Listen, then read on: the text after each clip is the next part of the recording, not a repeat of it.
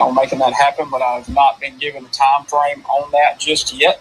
I'm being told potentially tomorrow that it'll be back online, but that's not a guarantee right now, so I don't want to give any false hope there. But I do have some good news. We have got a third warming shelter online here in Alcorn County, and we are facilitating transports as quickly as we can do so. To get more residents into a heated space. And I think that's one of the things that last thing you said there. You're facilitating transports. In the things I've seen in chats online, folks are like, it's great that they exist, but how do we get here? For someone who is, maybe in Farmington, out in Rienzi, and they're like, hey, I'm kind of stuck here. Sure. How do they get a hold of you? If they call 662-286-7737. We will put them on a transport list, and we will do our best to get to them. Now, obviously, there are some roads that are still just completely blocked, and we are working on getting tree crews in here to get those trees removed. We're hoping we're going to make some headway on that tomorrow. So that's what we're doing at the moment. We're just trying to get as many people in a heated space, like I said, as we possibly can. What was that number one more time? 662-286-7737. And that's the office number here at Alcorn EMA. Okay, now I know that this is airing as of 5 p.m. right now. Is that something that if they called right now they'd be able to talk to somebody? And how late this evening will someone be there? Yes, if they call right now, they will have their information taken down. My guys are going to run as far into the afternoon as we can. Roads are starting to refreeze, so probably once the sun goes down, transports are going to slow down dramatically. So, for the safety of our emergency crews and things, that's what we're concerned with. But right now, if they call, we are working our way down the transport list as quickly as we possibly can. Now, you mentioned earlier, I believe that, you have those warming shelters. They are somewhat starting to fill up. If I'm planning to go to one of those, what should I expect to be there, and what is necessary for me to bring? Sure. So right now we are working on getting third-party resources into those shelters, and we have done so. Tomorrow we should see a pretty influx of resources come into us, I'm being told. But right now, we encourage everyone to bring some blankets, pillows, that type of thing, necessities, any snacks they may have with them to help augment that. Okay, so basically everything kind of they need outside of the temperature change is what they need to bring with them. Correct. Okay, in talking to, I believe, Tishomingo County Emergency Manager, it was difficult getting into the northern part of the county. What are the hardest hit areas that you have found to this point? Going off Ace Power's assessment and just my guys across the county, right now I believe Glenn, as far as access-wise, Glenn and maybe the Rienzi-Biggersville area is the hardest to get into that's being reported to us. Okay. Now, as far as, that last mile, a lot of times on the last county roads between the person's house and, more of the main thoroughfares is troublesome for a lot of spots. Is 45 good, 72? I assume that those are at least somewhat passable at this point here. But do you know of any of the other, not truly minor thoroughfares, but, lesser thoroughfares throughout Alcorn County? Sure, yes, that's absolutely correct. Our smaller roadways and side roads are still pretty treacherous. Right now, what we're concerned with is 72 and 45 is passable. But as the snow melted, or the ice melted today, we're afraid it's refreezing tonight. It's actually doing so right now. My transport guys are telling me. So we're having to keep a really close eye on that because we don't want to make things worse. Any idea on how many people that you've transported to this point here? Right now, I have about 150 people sheltered at this moment. Wow. And I'm watching the Facebook chat behind the scenes, and Terry Bain says Alcorn County is in dire need of help. Is that an assessment you would say to folks on the outside looking to possibly find a way to help? Is there a good way to do that? I would say that's a fair assessment, sir. I do know that we do have some state resources coming into Alcorn County tomorrow. So we are trying to facilitate and make sure that we're not duplicating resources. Mm-hmm.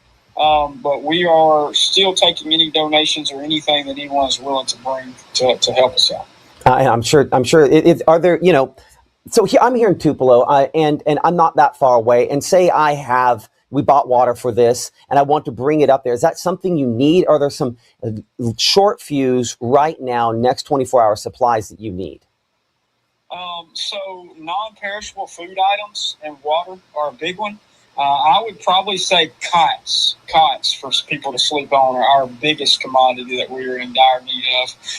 But at the same time, like I said, we do have resource requests out for those, and hopefully we'll be able to get those by tomorrow, is what I'm hoping for. But right now, that's what our needs are.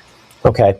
And have there been any folks that have called needing transport that you haven't been able to get to? Because I imagine if an elderly person living on a rural back road with a lot of tree fall between them and you, I'm imagining that takes some time. It does. Right now, I don't know of any. We've ran into that issue, but we've been able to back up and kind of go a different route so far. So I'm hoping it continues to be that way. It's just about diligence there. I want to go back to one thing you mentioned about the TVA, the main TVA line there. That's been a point of, I think wild speculation out there. Some folks saying it's such a hard thing to do. It could take weeks. You mentioned hopefully the next couple of days, not one to sell false hope. Is there any idea on the progress on maybe the components they need to get that back up that could be holding up and just, I guess, maybe put to sleep the wild idea that this could be a week of this before anybody gets anything back? Yes, sir.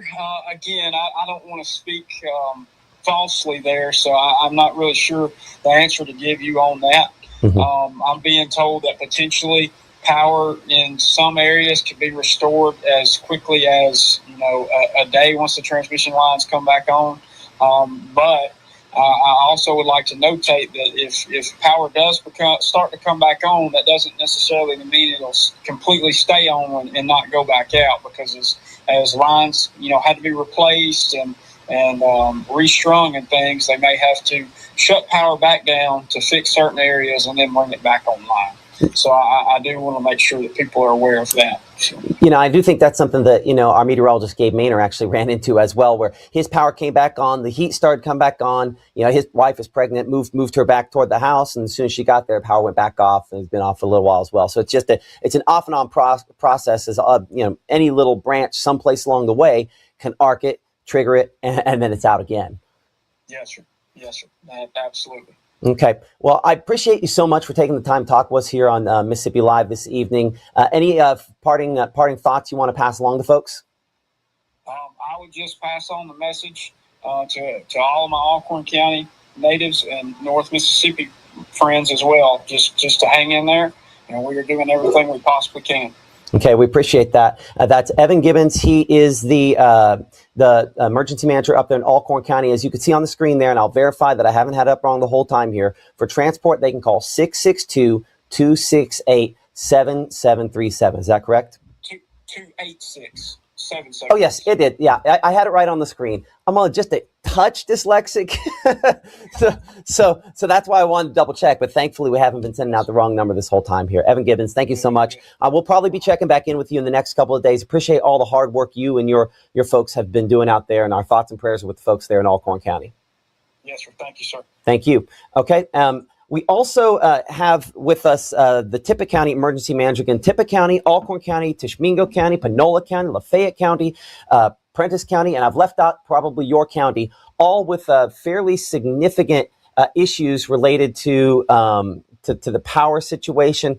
I see Tom's shot there, but I'm not sure if it's live at the moment. So I'm going to show you a couple weather things here. So Tom will probably hop in. When I see him kind of hop in here in a second, we'll go over to him and hear about the status there up in Tishomingo County. But I think the big headlines that we want to talk about this evening, extreme cold warnings are in effect. The ice storm part of this has been bad. The ice part, the falling ice, every that bad, and maybe more than just inconvenient.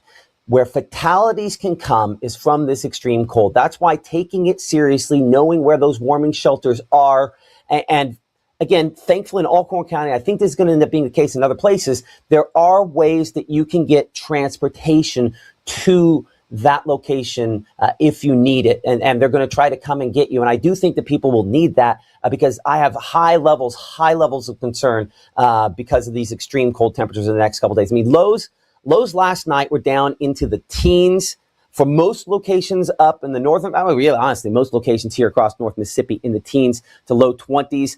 And temperatures right now really aren't a whole lot warmer than that. I mean, come on, we're already 19 in Tunica, South Haven, Senatobia there, with 20 in Booneville, about as mild as anybody where we've kind of in the true damage zone is. 23 Water Valley, 25 there in the Oxford area. So headlines tonight, again, it is the cold, and the cold is the story. The latest, of course, on some of that damage, what we're also discussing as we go through this broadcast. Dangerous cold, though, continues to kind of build tonight. And while there's some signs that we could see temperatures come up a little bit above freezing for tomorrow, maybe a couple afternoons this week, there's yet another significant cold blast on the way in the extended forecast. There are power outages that are being restored, but we're still, as you heard Governor Tate Reeves mention in our coverage of his press conference a little earlier on this afternoon, there's still hundreds of thousands of Mississippians without power, more power outages basically here per capita than any other place under this ice storm. And there's lots and lots of states that are being faced with this at this point and time. So again, on the first 12 here, we're 20, as you can see at 6 p.m., 13 by 9, 10 by midnight, and down. I mean, in some cases, it will be colder than this. 7, what we're going for the low temperature tomorrow morning. We have been talking about these single-digit low temperatures since last week. This is not unexpected, but living through it when you have the issues with power outages that we have now is obviously very unpleasant, and that is way underdoing the fact that it could be deadly. So low temperatures tomorrow morning. Here's our forecast lows, kind of city by city. Expecting down to around 6 degrees in Tunica, Senatobia at 6 degrees, 8 in Oxford, 9 in New Albany, and about 6 there in Booneville, 7 in Iuka, 5 in Corinth, and probably somewhere around 6 or 7 degrees there in Panola County and Batesville. I've had some folks asking in the chat there, what about Batesville? We have talked about a lot of our locations. Obviously, Oxford's getting a lot of attention because that's a place that pulls heartstrings for reasons completely unrelated to weather for folks. They have been seeing significant damage. It's just so widespread. In talking to the Tishomingo County emergency manager, one of the ways she described it, it's like a tornado, except for over such a large area. That's what makes it, again, a very difficult response for managers and people to attend to. Mississippi Live weather radar, Mama Justice Doppler radar, only showing a couple little flurries. Yeah, we've had some flurries today. They haven't really added up to anything. You might have noticed them, what I like to call the picturesque flurries. But if you have heard rumors of the next system coming, that's not a thing. We do not have another winter weather system coming. We had thought last week, it looked like maybe it was possibly that we could see something, but we haven't seen any of that, I'd say, since maybe Thursday of last week. And you probably noticed over the weekend, or you probably didn't because we were talking so much about the ice storm, that we had removed any percentage from the rain chance there or moisture chance. We don't have that anymore. It's just this big blast of cold air. And you can even see the effects of that. See how it's pushing the clouds out there into the Gulf of Mexico? That's just how deep and cold this air mass is. So without the blanket of cloud cover tonight, temperatures will once again drop. We're looking again, mostly clear skies, 7, 8, 9 o'clock into this evening. Those winds calmer than they were today and early this morning. So wind chills not as much of a factor for early morning on your Tuesday. But obviously it's the impact with the actual temperatures that are so cold that is the story. And yes, I think with single digit temperatures, even just the correct wind direction, it's not inconceivable to have some lake effect snow flurries in some spots. Now, that's not going to mess up the roads. And we do have closings listed at msliveweather.com/closings, so you can find them. Again, there's a page right there in the app. If you just can look in the, I believe, the upper right-hand corner there where it has all that information. Nope, upper left-hand corner. Got this little 3 bars there. Tap on that, assuming you can do it. And there's a tab that says closings. And so we have all those closings listed right there, including some in your community. You can submit closings by going to msliveweather.com/closings/submissions. Assuming you can spell the word submissions, which has been kind of hard for me to do over the last couple of days. And we do expect, again, more than a few folks are closed for tomorrow. One of the noteworthy things of the week is that the University of Mississippi is out of classes this entire week there in Oxford. It'll be Monday. At this point, they're saying Monday would be the next time that they would hold classes in person there. That tells you the significance when a Division I school is out that long. This was a big, bad deal. And for so many other reasons as well. 7, that temperature at 6 a.m. We're 23 by 9 a.m., 36 look toward noon, 40 by 3 p.m. for tomorrow. That does get a little bit of thawing